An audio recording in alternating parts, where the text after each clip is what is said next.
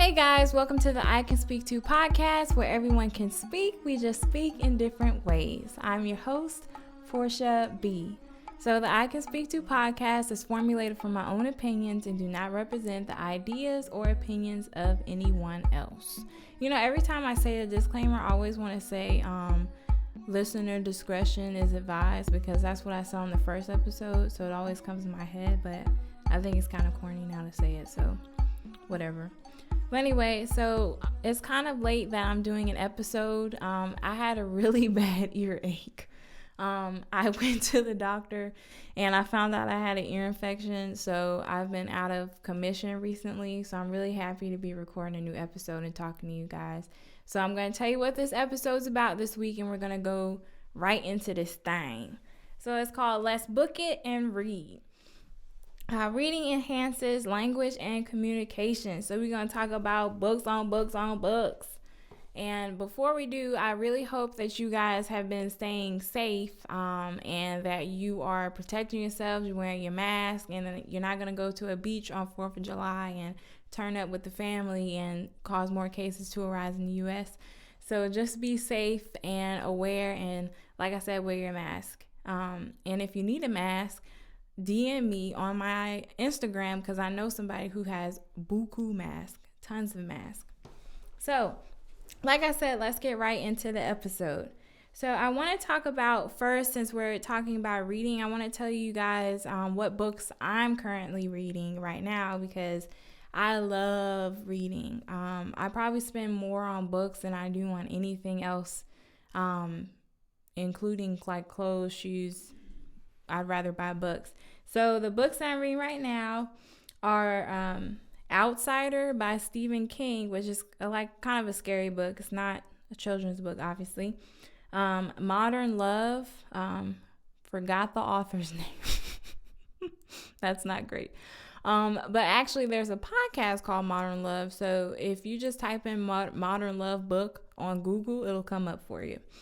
I'm reading Stamped from the Beginning by Ibram X. Kendi, which is really good. I'm not going to go into details about what the book is about, but it's just teaching you about racism and anti-racism.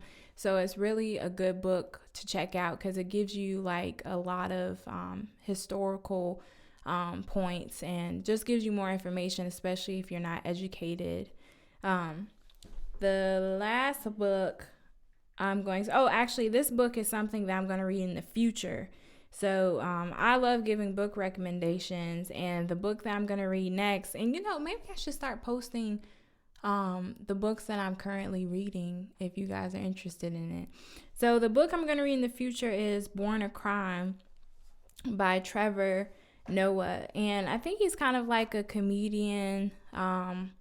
So I'm interested. I think it's like a kind of like a biography about his life and just different events that he's gone through. But I've had a lot of friends and different people recommend it to me and tell me that it's really good. So I think you guys should check it out. And if you want to read it with me, let me know. Okay, so talking points. So I have a couple of different points I want to talk to you guys about and just give more information about it. And then we'll move on to some of my favorite children's books that I'm going to recommend later on in the episode. So the first point I want to make when we're talking about reading to children and how it enhances language and communication is that reading books helps children have increased exposure to language. So obviously when you're reading to a child, you're able to teach them new words, expand their vocabulary, and define words and make connections. And what I mean by that is that a child can learn new words by looking at different sentences in a book. For me, when I was growing up, when I used to learn how to read, the way the sentence was phrased or carried out, I can understand what certain words meant because of that. So I think that you can teach your children that way as well, so they can learn those new words and make the connections in the sentence. The second thing is that you can connect words with pictures. So obviously when you have children books, they have lots and lots of pictures in them. And I think that it's good for a child to have an image in print so that they can associate it with the word. So if you have a picture of a watermelon, and they have the word watermelon, that child can always make that connection. That's a watermelon because they've seen that in the book before. So it allows image matching with words, and again, to build language, and also helps children classify items better. So that's why I said in a previous episode about labeling things in the home, not just with signs, but even pictures, because that allows a child to make the association with the word, or even when you're out talking to them or showing them different pictures, showing them things, but you can make that relation when they're reading, just building the language and helping them classify items better, or even in their classrooms as well. Second, actually this is third, build relationships. So reading is very intimate to me. I feel like when I was growing up and my grandma would read to me, it was a very intimate time, and it was something that I enjoyed. Or even my mother, her working so long in the day and then, coming home and reading me a bedtime story. It was a very intimate time for us to share together, and it was a loving time. So I feel like that's a really nice time to have with your children, to share a story with them, to share a moment, to share an event. And it's nice to share that with one another, especially when you think about adults too. We like to join book clubs, or we like to have someone read the same book with us, because it's kind of like sharing a memory. Well, it is a memory because you're reading and you're learning together. So I think that's an important point to make, and that can definitely help you build your relationship with your child, because it is an intimate setting, and they will have those memories to carry on and say, my mom read to me, or my dad read to me when I was younger. So I think that's great. Build healthy brain development.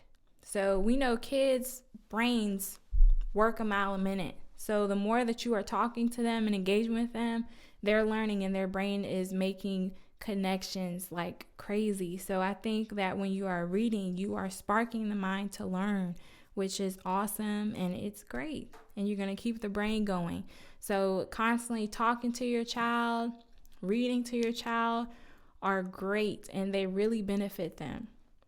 And this is my favorite point. It helps children have more creativity and imagination when you read to them, because I feel like reading can honestly transport you into another world, another life, another event. It expands your horizons. It teaches you about different places in the world. So it also can create playtime or different activities, because you can take the different events in the story, or what happened in the story, and relate it to your own life. So what I mean by that is, say you were reading a book to your child and it was about pirates on a pirate ship. Okay, well, maybe at home that can change into an art project where you guys make pirate hats. Or maybe now your son or daughter's bed is a boat and they're a pirate on their ship. So that's what I mean by imagination and creativity, and how it can come out into their actual life. So reading really does that. Another thing is it can go into cooking projects. I think about one of my favorite children books when I was younger, and the little girl, she loved lima beans in the story. So I wanted to cook lima beans later on and eat them like her in the story. So what I'm saying is there's so many different projects and so many different crafts or ideas or even science experiments that can come from when you read to a child. So I think that's really, really cool. Okay.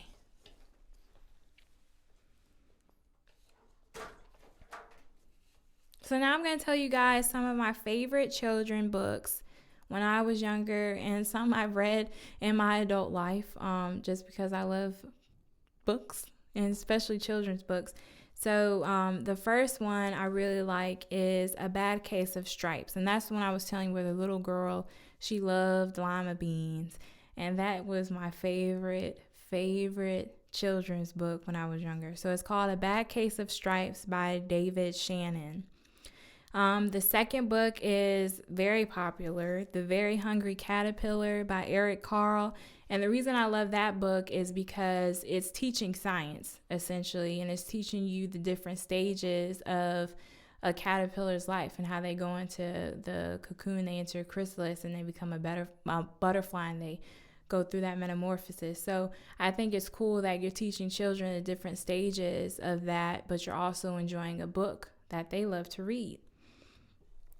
This third one, I honestly have not read, but I wanted to put it because I'm really interested in reading it. But it's called Chocolate Me by Taye Diggs. And I think that's the cutest title because the little boy is like, it looks like he's like, yay, chocolate me on the cover. And it's so cute. So I'm actually going to pick it up soon so I can read it. So I put it on this list. And then the fourth one, which is also a favorite of mine, is The True Story of the Three Little Pigs by John Skiska. And the reason I like that book is because it's not the traditional story of the Three Little Pigs. It's got like a twist to it that's pretty cool. And it's really funny. So I think you should definitely check that out to read to your children. And then the last one is MANANA, IGUANA by Anne Whitford Paul. And when I tell y'all that I read this book when I was like, I want to say 20 or 21, and I was literally cracking up. That's how funny the book is to me. And I don't know if it's just because of who I am and because I like children's books and I like kids and whatnot, but it was just such a funny book to me, and it was just so fun to read. And it teaches you about friendship and how to help people, but in like a funny, quirky way. So it's pretty cool. Again, it's called MANANA, IGUANA by Anne Whitford Paul. So it's really cool. Oh, and I also want to mention this book called I'm Gonna Push Through by Jasmine Wright, which is a really cool book too. This is the book right here. And this book is awesome because it's teaching children not to give up on themselves. It's teaching them and encouraging them to accept who they are and love who they are, and that they can do anything that they put their minds to, which I think is really good for children to know, especially all types of different children. The thing I like about this book so much, you can see how much diversity is on the front cover. And even in the book, there's children with different disabilities or exceptionalities, which I think is really cool too, because it's important for all children to be represented in books. So you should definitely check this one out for sure. I actually read this book to my class recently, and they really liked it. And she has a mantra. It's like I'm gonna push through, and I had them doing it, and they really enjoyed it. So definitely check that one out for sure. So okay, so I feel like I have to mention this. I know a lot of people, when it comes to children's books, they immediately think about Dr. Seuss. And Dr. Seuss, I'll be honest, Dr. Seuss children's books.